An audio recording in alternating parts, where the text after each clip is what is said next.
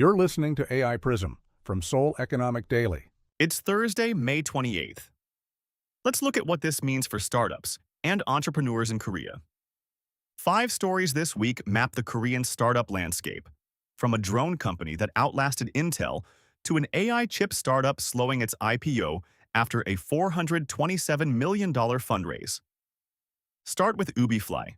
Founded in Seoul in 2014, originally as a racing drone company. In February 2018, the founder watched Intel fly 1,219 drones in formation at the Pyeongchang Winter Olympics opening ceremony and made a decision: pivot to drone light shows. Every investor he approached told him the same thing. Intel already validated this market. How can you survive against them? His answer was simply to build a better product and outlast them. Intel has since exited the swarm drone business. Ubifly is now the global #1. Today, Ubifly is one of only 4 companies in the world capable of flying 10,000 drones simultaneously. It recently set a Guinness World Record doing exactly that, painting 4 images in sequence across a night sky. In 2025, revenue was approximately 17 billion won, about $11.3 million US, with more than 60% from hardware exports across 14 countries. The company runs a weekly drone show at Gwangali Beach in Busan every Saturday, year-round, in coastal winds. Clients include Oasis, Blackpink, and Stray Kids World Tours. The next chapter, defense. Korea and the US are both shifting military drone procurement towards small and mid-sized companies rather than established defense primes.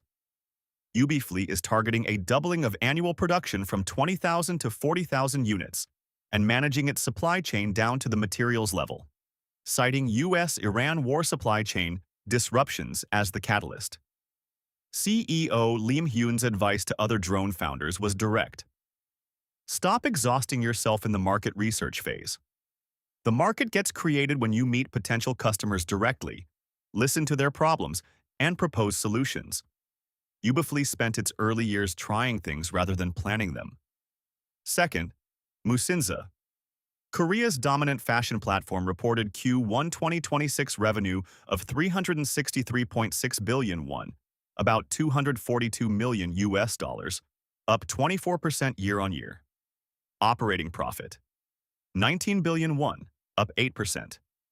Its private label brand, Musinsa Standard, hit 450 billion won, about $300 million US, in 2025 revenue, growing 33%. Physical stores grew from 2 in 2022 to 30+ last year. The target is 50 stores by end of 2026. Global export revenue in Q1 jumped 11.9 times year-on-year from a low base. Global store GMV was up 48%. The IPO target valuation, 10 trillion won, approximately $6.7 billion US, with a preliminary application expected as early as August. The bull case rests on international scalability.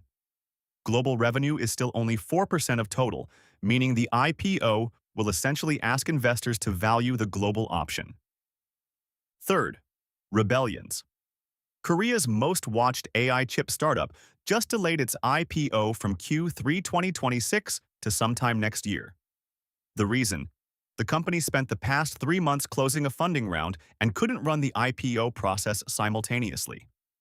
In March 2026, Rebellions completed a pre-IPO round raising 640 billion won, about $427 million US, including 250 billion won from Korea's National Growth Fund, at a valuation of 3.4 trillion won, roughly $2.3 billion US.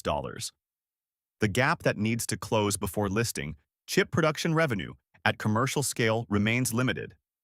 The company is using the delay to build the track record public markets require. CEO Park Sung-hyun speaks at Seoul Forum tomorrow on Korea's sovereign AI chip infrastructure roadmap. Fourth, Nota.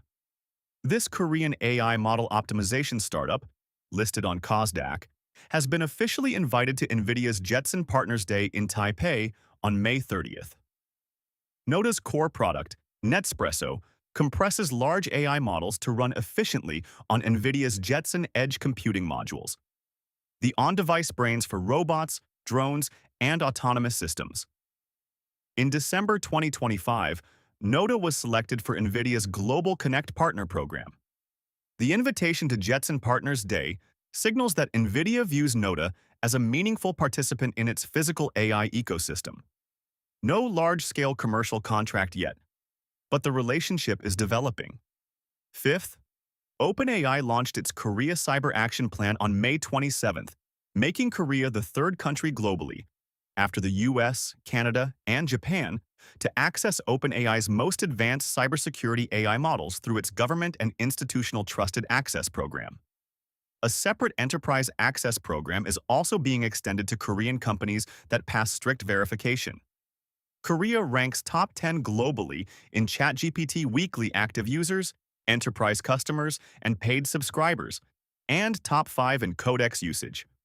For founders building in AI security or government tech, both OpenAI and Anthropic are now actively competing for Korean institutional access, which creates integration partnership opportunities for local companies that understand the regulatory environment. That's today's AI PRISM, Founders. This episode was produced with AI assistance based on Seoul Economic Daily reporting and reviewed by a human editor.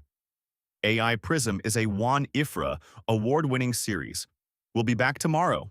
You've been listening to AI PRISM from Seoul Economic Daily.